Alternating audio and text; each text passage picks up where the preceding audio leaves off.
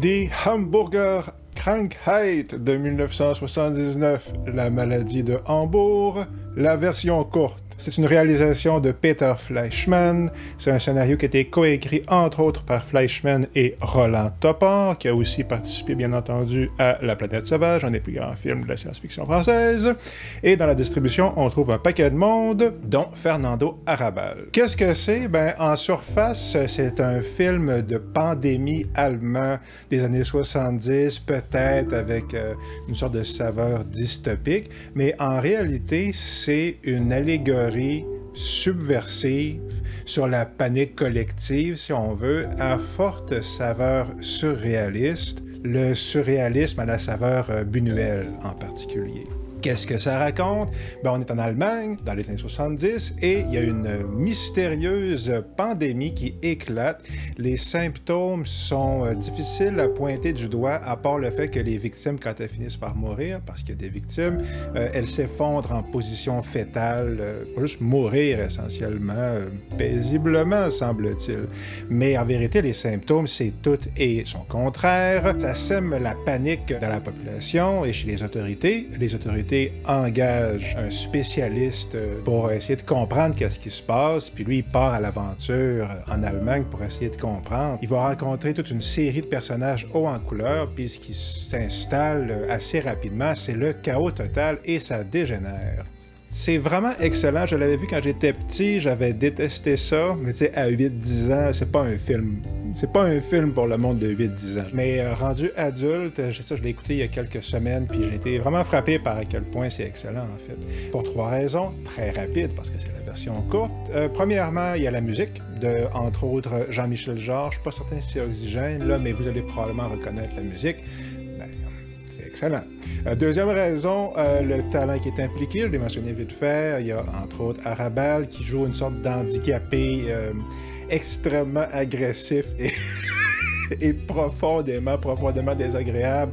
Un petit peu comme le gars en chaise roulante dans Massacre à la tronçonneuse, là, mais encore plus venimeux. Là. Arrabal, un des plus grands dramaturges, si on veut, de la contre-culture des années 70, un gars super intéressant, donc il est là-dedans. Puis Roland Topor, on en a parlé. C'est intéressant de comparer avec La Planète Sauvage. Je ne sais pas à quel point il a contribué, Topor, à quel niveau c'est lui qu'on reconnaît dans les deux scénarios, qui a contribué, ça c'est certain.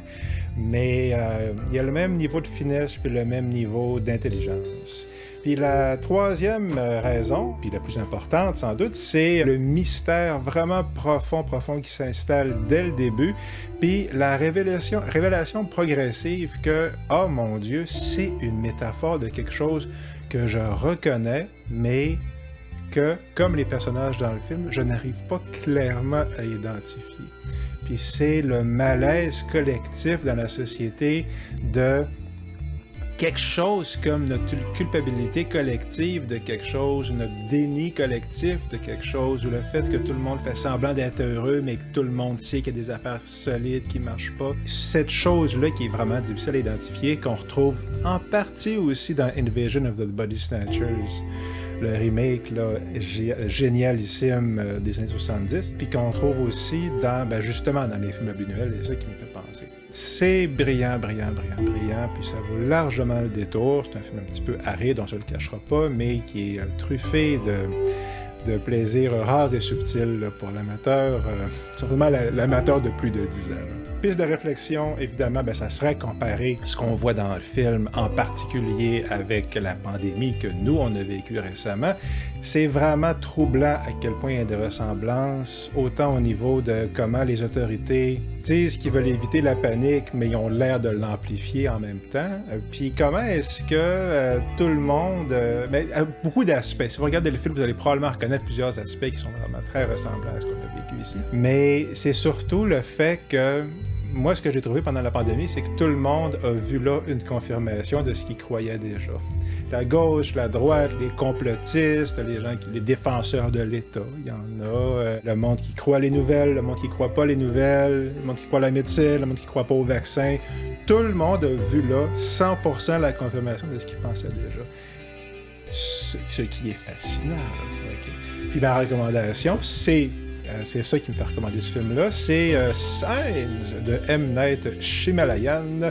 Je l'ai vu au cinéma, je pense pas que je l'ai revu depuis ce temps-là. J'ai pas aimé la fin à l'époque, mais j'avais trouvé tout le reste profondément brillant. Ben, vous vous souvenez peut-être que c'est l'histoire de justement d'une famille, un père, je pense, monoparental. Il y a des signes qui commencent à apparaître dans les champs de blé ou une affaire comme ça. Les signes se multiplient à l'effet qu'il y aura bientôt quelque chose qui pourrait être une visite extraterrestre. Et puis tout le monde dans la société se met à paniquer dans sa petite ville des États-Unis. Puis justement, ben, tout le monde voit là une confirmation de ce qu'il pense déjà. Ultimement, le phénomène se trouve à ramener à la surface les croyances de Madame X, Monsieur Y. Dans le film de Shyamalan, bon, il a perdu des plumes, mais à l'époque, il était au sommet de sa gloire. Puis dans ce film-là, elle est plutôt justifiée, là. Il a fait un très bon boulot, je pense, en explorant cette question-là. Une question, je pense, qui demeure importante à ce jour. En récapitulant, pourquoi est-ce que c'est bon, La maladie de Hambourg? Parce que les acteurs sont cool, parce que la musique est vraiment super bonne, parce que le scénario est super intelligent, puis parce que c'est une métaphore vraiment, non seulement c'est une métaphore hautement prophétique, puis hyper fascinante d'un malaise, je crois, que présentement nous ressentons tous.